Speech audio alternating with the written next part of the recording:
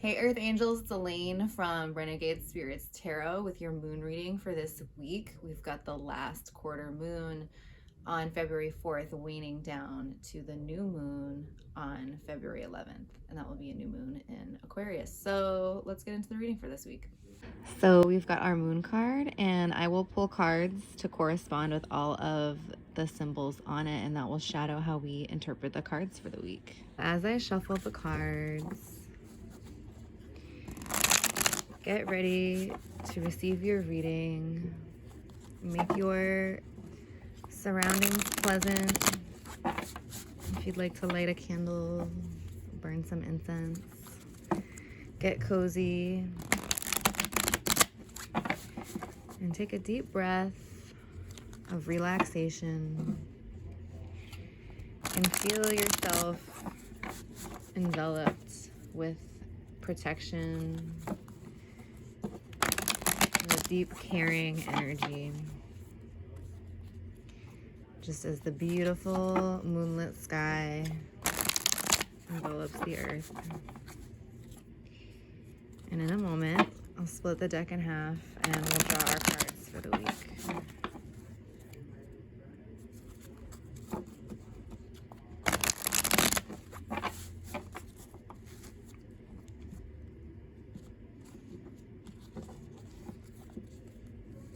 The podium,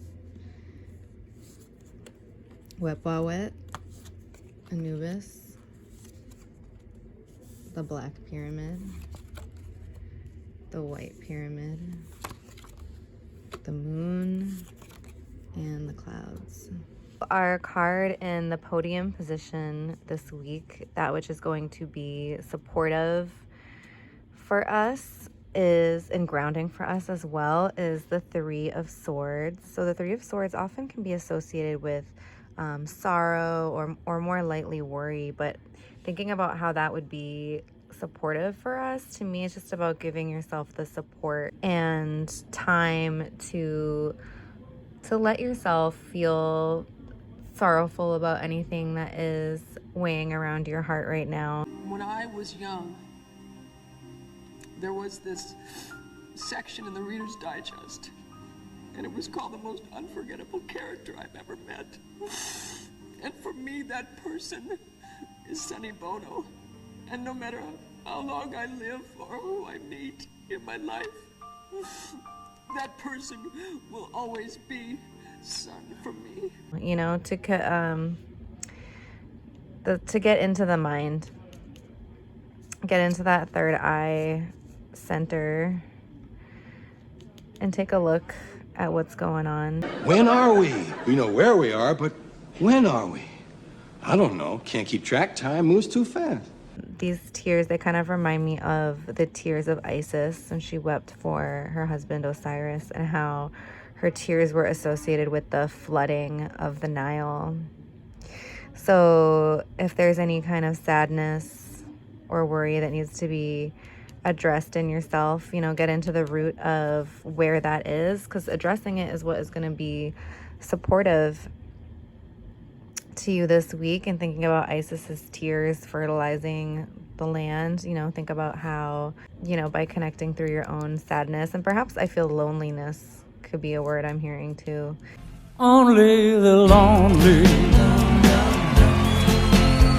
Through connecting with that is what is gonna bring fertilization and bring water to the things that need to grow out of that in the spring, as we're moving towards the springtime. The card for the Black Jackal, who is Anubis, the guardian of souls. I kind of want to change up the meanings of the jackal positions this week, just to kind of go with how I'm feeling right now, what I've been learning about Anubis. And I talked about the white jackal last week, but I remember his name this time. It's Wet Ba Wet. So for Anubis, I kind of want to signify this position as what is going to be protective for us this week, what is going to help us to, you know, protect our energy.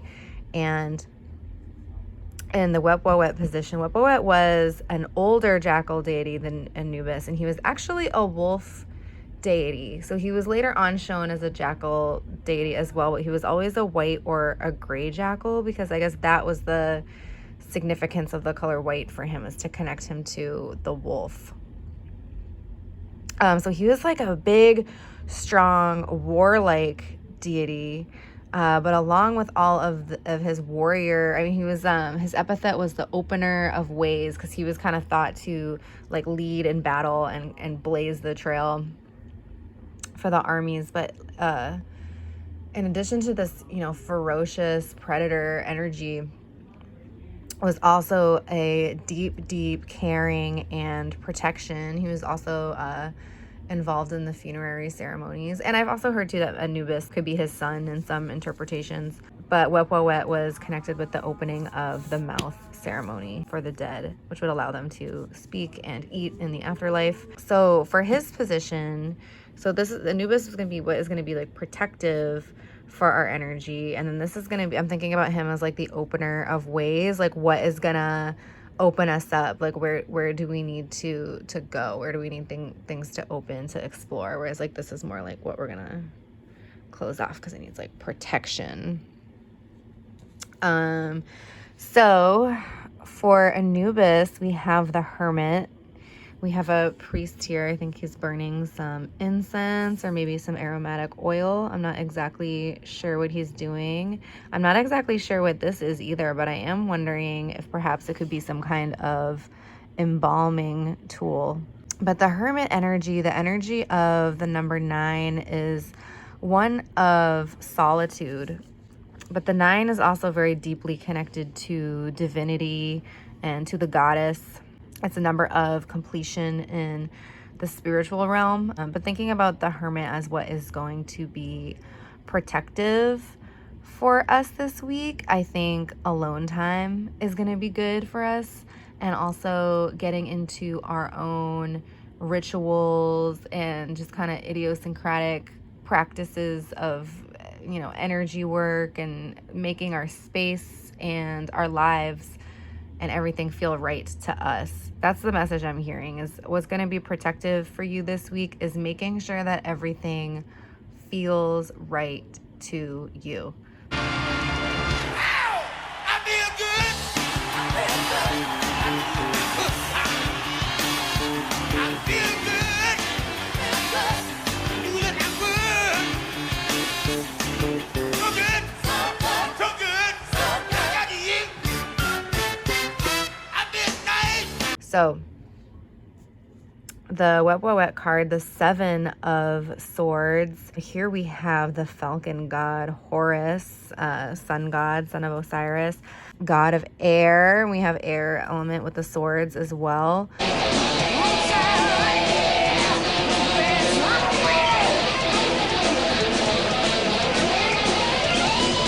So thinking about Horus as what is going to be opening the way, like where we need to kind of explore and direct our energy this week is, I think we are being called on to step into our personal power, to really feel the power of our spirit, to not doubt ourselves, and really to focus intention this week. The 7 is the Chariot, so it can be all about kind of goals and destinations.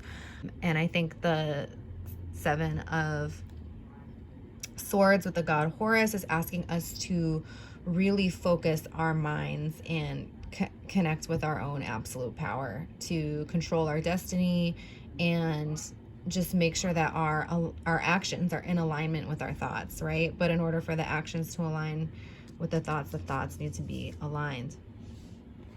So looking at the white and black pyramid, what is going to help us ascend beyond this week? I think I'm going to kind of keep it the same as before, where the black pyramid is going to represent sort of what needs to change and to mutate, like that fertile soil of the Nile. And what the white pyramid is kind of going to be like, what is at the heart of everything, what kind of needs to anchor us or stay the same going into next week. So we have a 6 of coins in reverse. I actually think we pulled this card in reverse before for one of these readings, but thinking about it as what needs to change, it's the card of giving and receiving, someone making an offering here, and thinking of that as being in reverse and needing to change. It's saying there's like a great imbalance in terms of giving and receiving, and I feel like that has come up as a theme throughout some of these moon readings. So I think it's an issue that many of you are struggling with or working through. That is going to be more of like a long-term life kind of thing for you. I think we got too many givers, people who give too much, people who need to work on receiving. So be open to all the blessings that are out there for you. You know, it's up to you. It's like everything is there, but you have to be open to receiving it, you know, because stepping into your own true power is not, you know, Horus didn't do everything by himself. He also had the sun and the moon and Isis and Osiris. So yeah, stepping into your own power is like, how are you connected with everything, not just you as the individual. The card in the white pyramid, what kind of needs to stay the same, stay at the heart of things in order to ascend beyond this week? We have the Page of Cups, or the Knave of Chalices, as it's called in this deck. And I believe this is a scribe. I think this is a writing tablet and some kind of writing tools and ink. I think so. I'm not an expert, so I'll have to confirm this.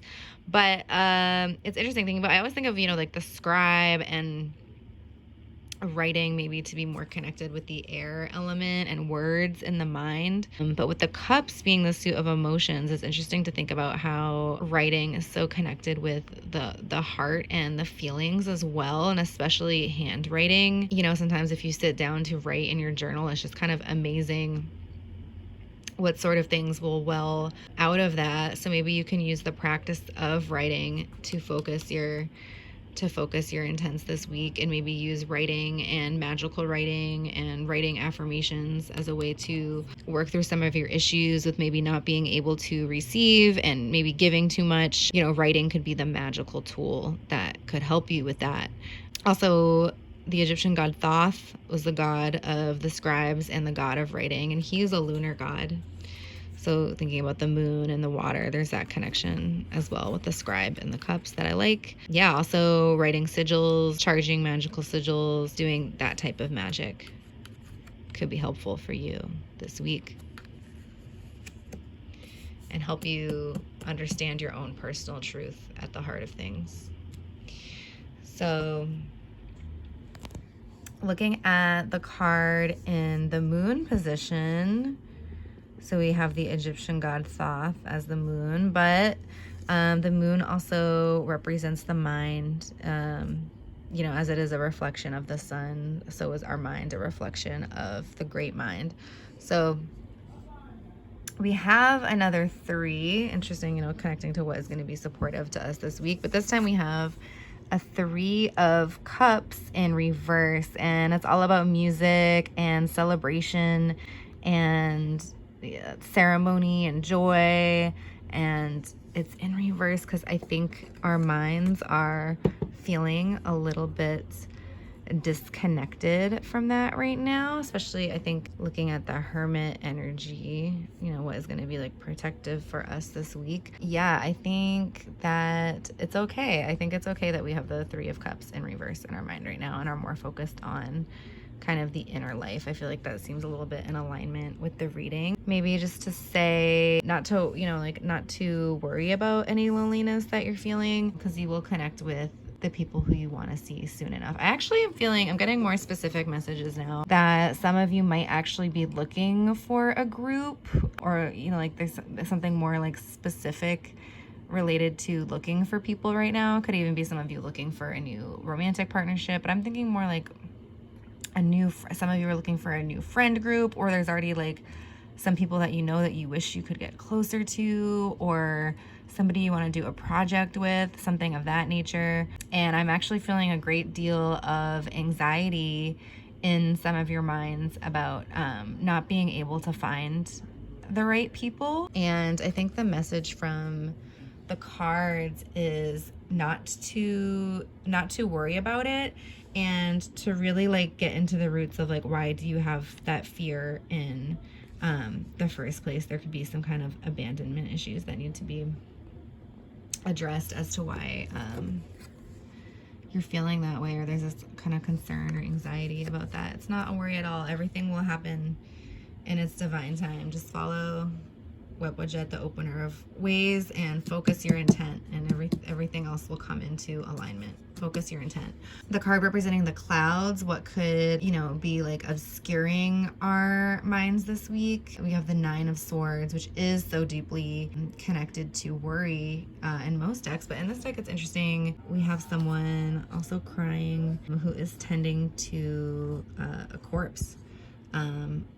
So there's definitely like a grieving in this card, but you know, with all of the Egyptian thoughts on the afterlife, I think there's also a great optimism in this card about what is coming next for this departed individual. We're leaving.